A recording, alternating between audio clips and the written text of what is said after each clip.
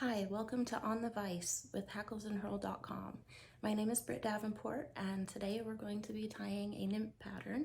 It's called a Tequila sunrise. It uses purples, yellows, oranges, and reds, and it's a euro-nymph tied on a jig hook. So let's get started. Today we are tying on a Firehole 551 size 12. You can certainly tie this in smaller sizes, but for ease of viewing on the video, I chose a 12. We are also using a Hanak 3.5mm metallic purple bead, and that is a jig bead.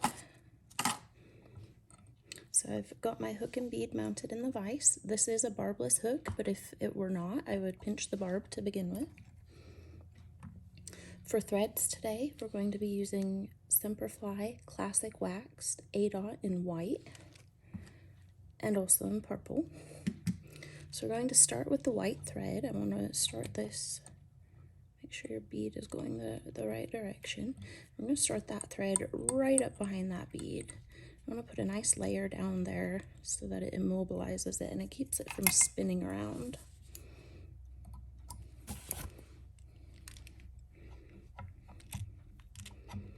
Now throughout this fly, we're going to try to keep the body, the underbody, pretty smooth since we're going to be wrapping a quill up it. We want to keep it nice and tidy. For the tail, we are using McFlylon in purple. So I've cut a hank of that off. And I'm going to just tie that in. I do want it to run the entire length of the body. That's part of what will help keep that nice smooth underbody. If you were to, let's pull that out just a little. If you were to cut it off right there, it would leave kind of a ugly, bumpy transition, and we don't want that. One trick also to help keep a smooth underbody is to every so often spin your thread counterclockwise, and it flattens it out a bit, and so it just helps keep a nice tidy underbody. For the length of the tail, I usually use this point on my jaws as a guide. For these, I like to go just a smidge shorter. Whatever you use as a measurement, just make sure you do it consistently, so that way your tails are all the same length. And I'm going to take one wrap actually behind that, and just a few over it. So I'll just tidy that body up a bit. Now for the quill body, we are using Semperfli Perfect Quill in size medium. These are the translucent ones. They're just a clear strip with a black edge on it.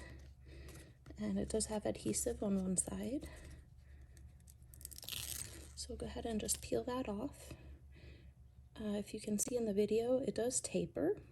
So we're going to tie in the small end first. Depending on the size of fly, you may want to start at that very end. For these, I like to cut off about an inch of it, and that's where we'll tie it in at. I'm going to tie this into the underside of that hook shank with the adhesive side facing me. That way when I wrap it, the adhesive side will be down on the hook shank. Go ahead and just clip that back. So the underbody is going to be just thread colored with marker. So again, I'm going to spin my thread to flatten it out a bit. And then we're just going to build a nice white underbody.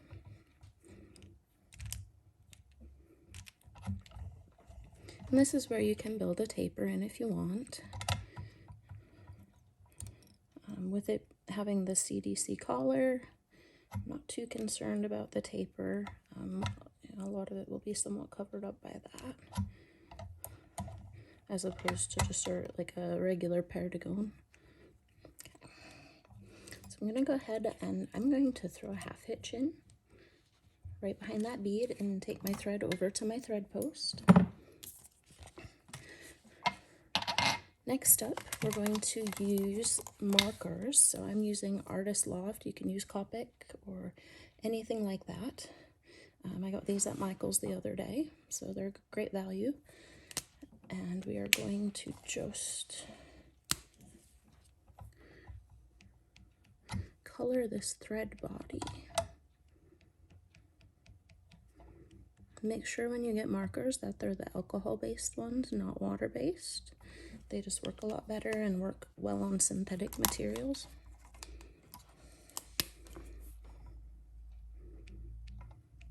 And so I'm just putting some banding in here of the different colors.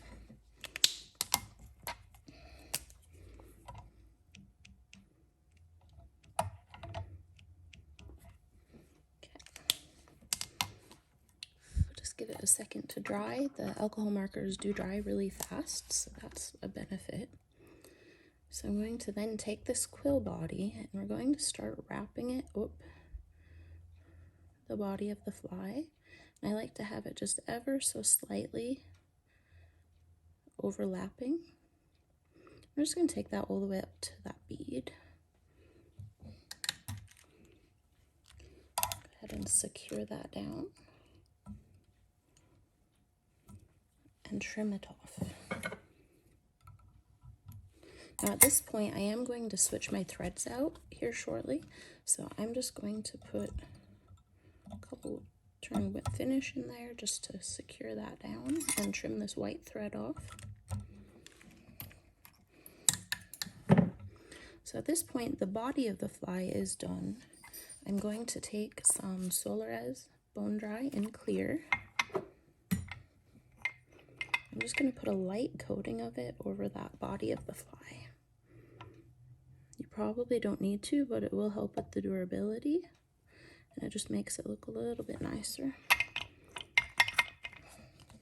So go ahead and hit that with the light.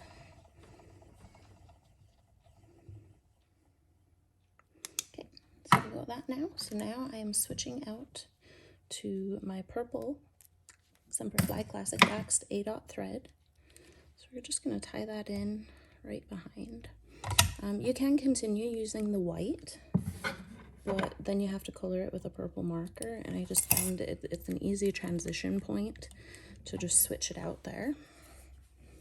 Next up, for behind the collar, we're going to use some Hends UV Ice Dub in purple.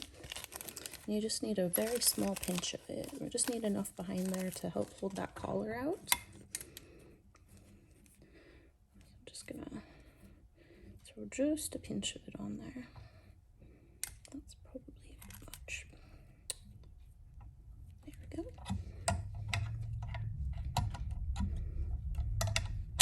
Okay, so got that now. And now for the collar, we are going to be using Spirit CDC in purple. So go through, try to find a nice looking feather. The Nature Spirit is a great quality, but there are definitely some feathers that are a little bit bigger or smaller. So go through, find one that you like. I'm going to strip the ends off of that. You can put this in a dubbing rope if you'd like, or you can just tie it in like this. I am just going to tie it in like this. We're going to tie it in by that butt. Maybe back that out a little.